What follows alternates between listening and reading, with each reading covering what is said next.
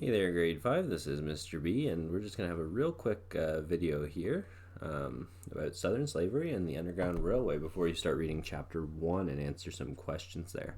I think for Chapter 1, I won't read it myself to you guys, but probably following that, we'll try and figure that out. But here's a short video on Southern slavery and the Underground Railway just to kind of give us sort of an idea of what's going on here. So here's a map of the United States there in the corner, and you can see that there are some states that are colored in red, and there are others in green. Now, a state is kind of, each state in the United States is, as it says United States, they're all kind of semi-independent, and they have their own government. It's somewhat like a province, but they're a bit more independent than provinces are. Sometimes they have their own sort of pseudo-armies, and they definitely have more control over their own affairs than a province does. But yeah, they're kind of similar in the way that Canada's broken up into pieces. The state's broken up into many states.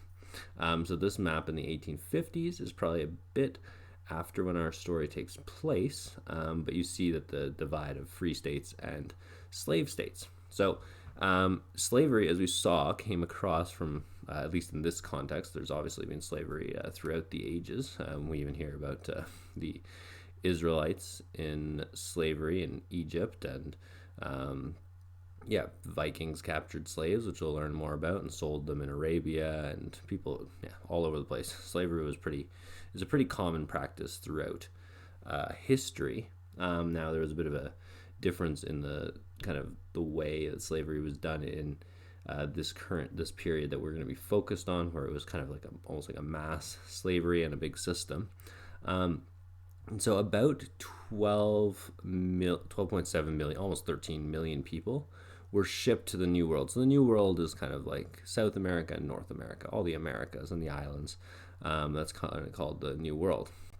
And of that, 388,000, about 3%, were shipped to America.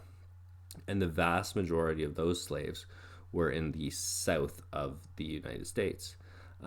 So it was a large number of people, 388,000. That's about the population of London that were slaves in the United States.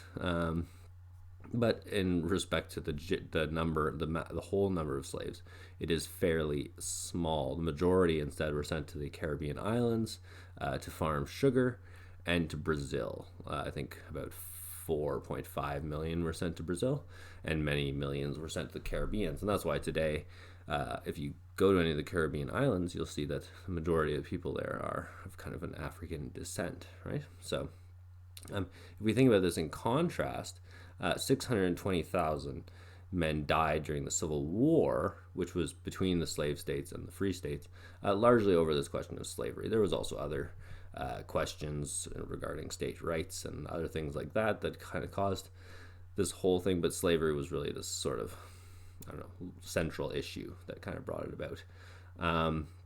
So that's the main deal there. Now, the reason why it was in the south and not in the north is also something, right? In the southern states, there were big plantations, and this is before mass industrialization and mechanization. So farms had a need, especially these giant farms, plantations. If you were going to have like a massive farm, you needed labor. You didn't have machines, and so the cheapest labor was the slaves. And so this is kind of the draw and why slaves were being used. That doesn't justify it, of course, but that's why in the south there was slaves, whereas in the north they had mostly smaller farms, family farms, and these were less likely to actually use slaves, and also factories were starting up in the north.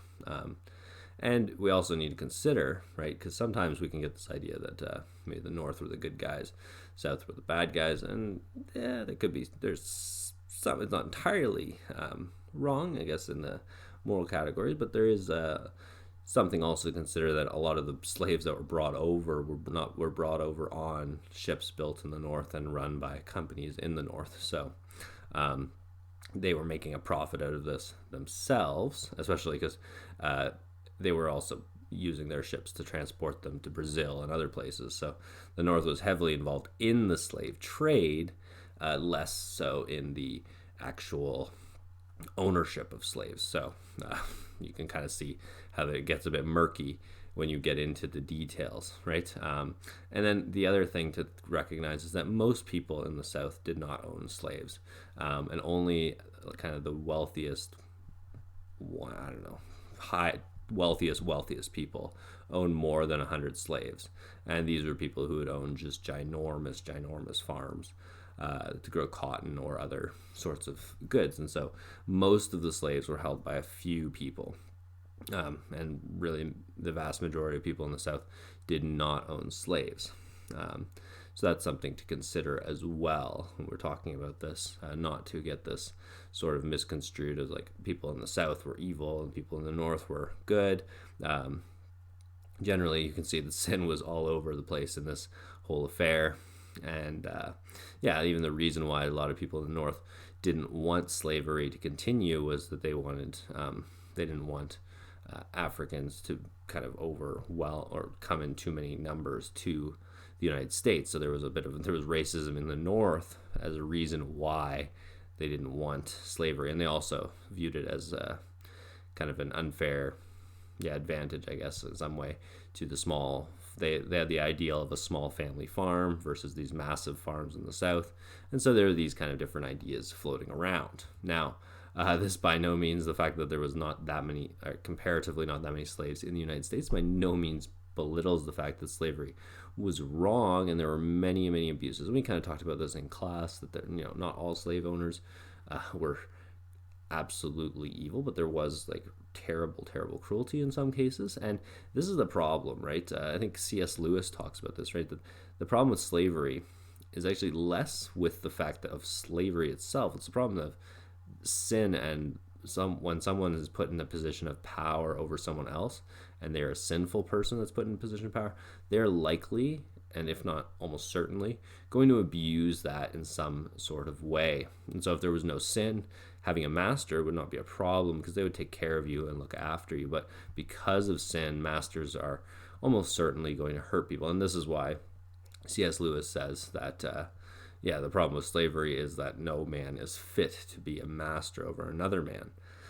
And so, because of the many abuses of slaves,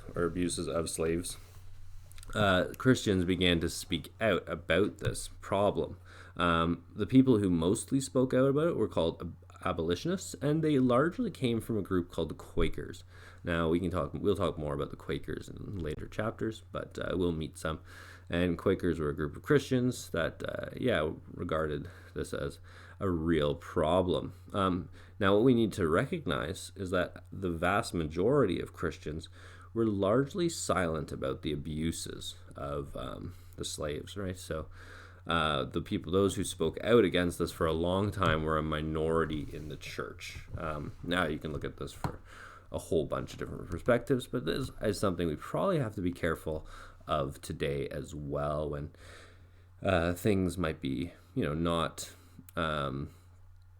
going as well as we think. That we can look at church history and recognize that oftentimes in places like Germany and in Argentina and places, that there is a temptation for Christians to be quiet about things and to try and fit in, and especially to try not to look bad in their neighbor's eyes, right, and cause a fuss. But Christians are called to look after their brothers and fellow human beings, right? We're called to look after the needy, the poor, the sick, and the hungry, and we're called to do this in love, and also to, in many ways, look out for the good of our neighbor, right? And of course, slavery is kind of one of the worst situations you can find yourself in. And so Christians are called to, in a sense, look for people's freedom and look to help people and support people. And so, that's something that we should always be aware of, that our temptation to be silent is very large. Now, there's other temptations also to be radical, and sometimes in the cases of even the abolitionists, things could get very messy. Right? People could use violence to try and end slavery, and in a large way, the outcome in the United States did have a huge violent outbreak. Basically, violence is what solved, to some degree, the slave issue, and it created many other issues as well. So we don't want to necessarily draw towards violence when we try and deal with this, but we can speak out against these things, against abuses and problems in our nation, and it is important for us to do so, but not to resort to violence. That would be wrong. So these people, the abolitionists, were seeking it, and they did many good things. They were very helpful. There was just some people who maybe went overboard and got more committed to abolishing slavery than to showing the love of Christ for their neighbor.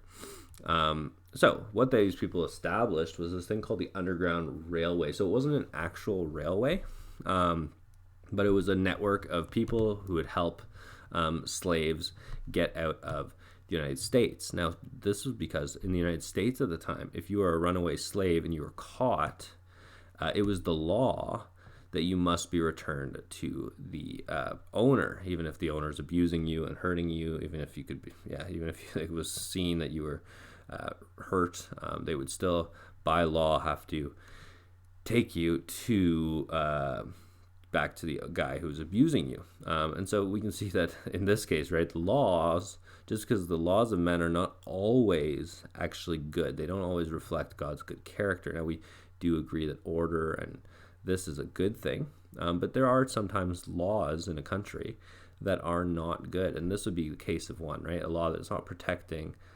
man, but is actually allowing and pushing forward the abuse of man. And so that would be something similar to allowing abortion in a country, right, where you're allowing the killing of children, also banning ways that pastors can help people. These types of laws would be wrong and in a sense evil, right? So we have to be careful when we look at things, and we need to know that we have to obey God, not man, right? And Christians have to sort of figure out the path there, where we want to also look to those in authority as people who God has placed there, and then also to recognize that God is the ultimate king and the judge of our consciences, and he will be the judge of the world, right? And Jesus is ruling even now, so we have to kind of balance these things out. Now, Canada, where people were trying to get to, Canada was a kind of a free country.